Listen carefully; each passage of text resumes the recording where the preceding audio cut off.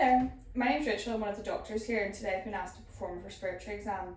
That's just going to involve me having a little look at your chest, then having a listen in. Does that sound okay? That's fine. That's great. Before we begin, can I confirm your name and your date of birth? Yes, David Hewitt, 13th of March 1994. And are you comfortable there, David? Yeah. Okay, so I'm just going to start off by talking. So standing at the end of the bed, looking around the bed, there's no signs of any walking aids, the patient's not on oxygen, they appear comfortable at rest, and there's no audible respiratory sounds such as a cough or a wheeze. There's also no inhalers or cigarettes or anything around the bed.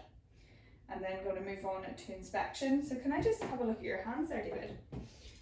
So just starting by looking at the fingers, looking for any signs of tar staining and any signs of clubbing. Can you go like this for me and just put your two fingers together?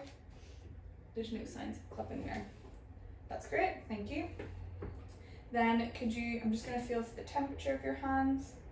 They're nice and warm and they're well perfused, and there's no obvious signs of peripheral cyanosis.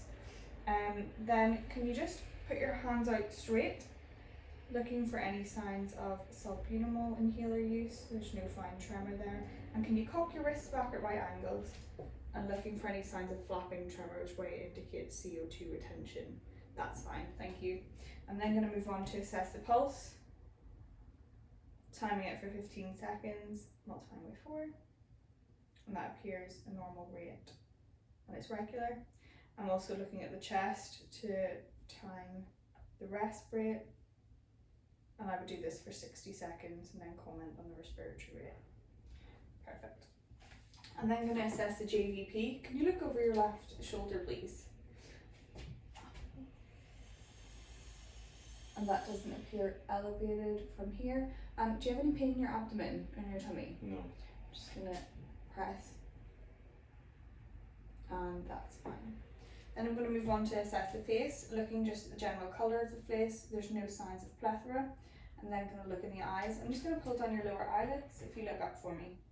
No signs of anemia there in the conjunctiva, and there's no ptosis or meiosis. And then going to move on to assess the mouth. Can you open your mouth for me and stick out your tongue? No signs of any oral thrush, which may indicate inhaler use. And if you put your tongue to the roof of your mouth, assessing for any central cyanosis, that's fine. I'm then going to move down and look at the chest. I'm looking for any chest wall deformities, looking for any scars, making sure that I check in the axilla. And there's no rashes or lumps or bumps or anything that I'd be concerned about.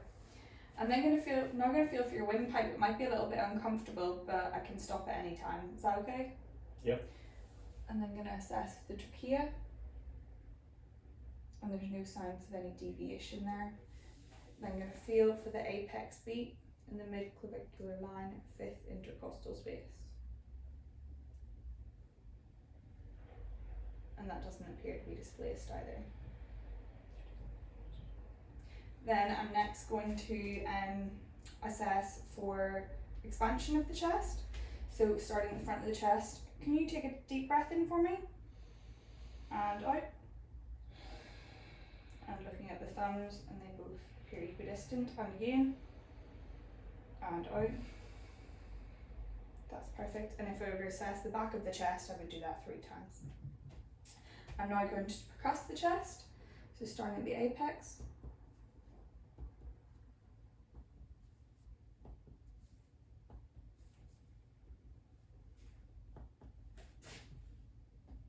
That's great.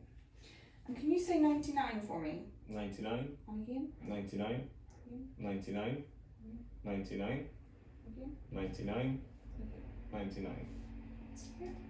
And then going to listen into your chest.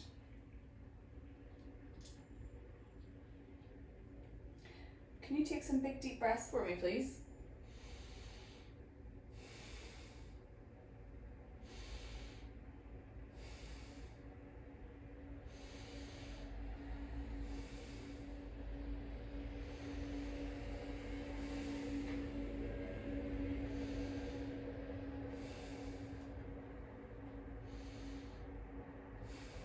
That's great.